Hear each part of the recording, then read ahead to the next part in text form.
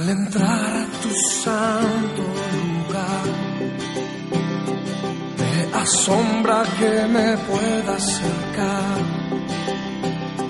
para ver tu gloria.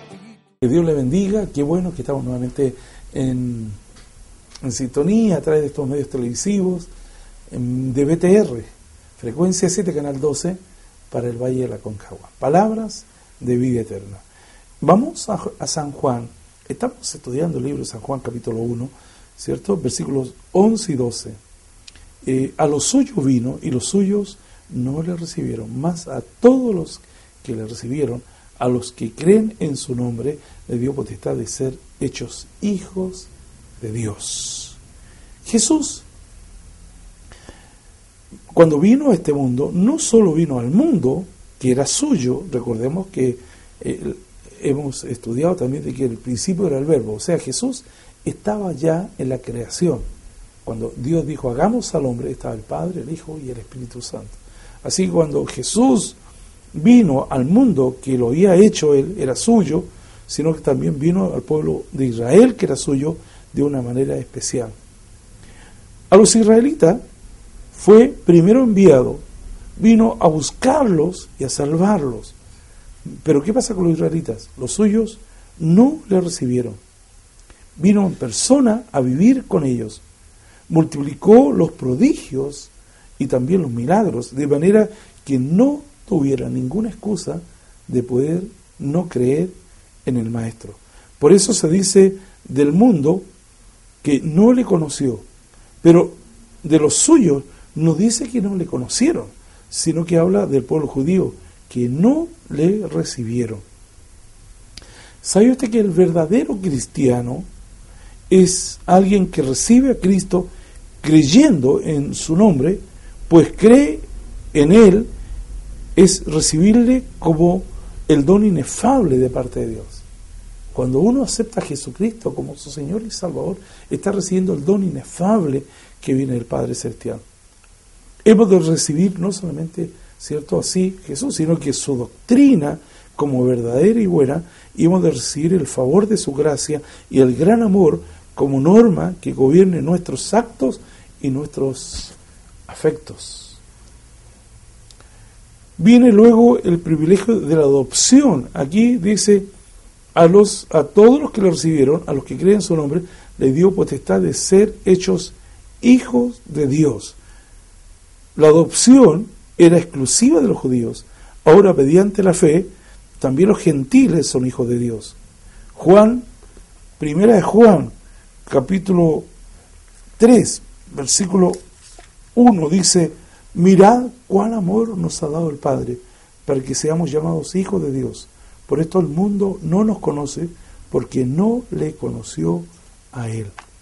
Ese es el amor de parte de Dios, que nos ha dado ese nombre bendito de ser llamados hijos de Dios.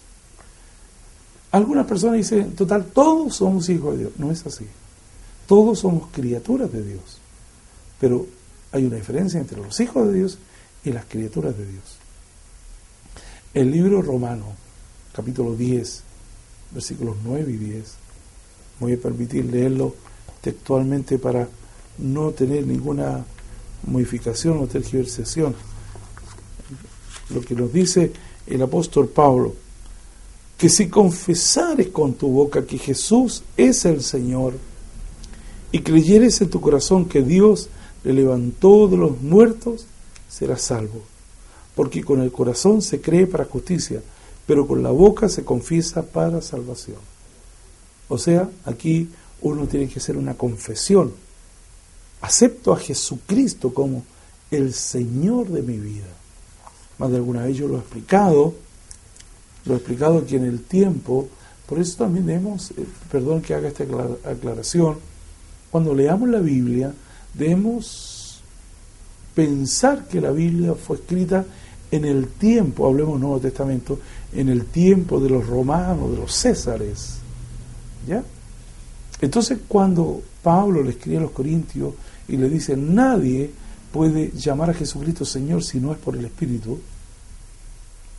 Hoy día, en nuestra sociedad, después de 2000 años atrás que estuvo Jesús aquí, Es fácil decir Jesús es mi Señor, pero en el contexto que Pablo escribe a los romanos, ustedes saben que los primeros cristianos en Roma vivieron en las catacumbas, bajo tierra, fueron perseguidos, fueron muertos. Habían Césares tremendamente malos, como Nerón, que quemó Roma y le echó la culpa a los cristianos para matarlos. Calígula, otro de los Césares tremendamente nefastos.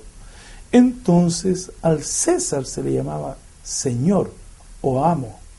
Entonces, cuando los cristianos, los primeros creyentes, dijeron, no, el César no es mi Señor, Jesucristo es mi Señor. El César no es mi dueño, Jesucristo es mi dueño. En ese instante fue una declaración de guerra contra el César. Y persiguieron a los cristianos hasta muchas veces tirarlo ahí a la arena de los anfiteatros para que los mataran los animales feroces. Hoy día es más fácil decir Jesucristo mi Señor, pero no por ello la palabra de Dios tiene menos autoridad sobre la vida de las personas.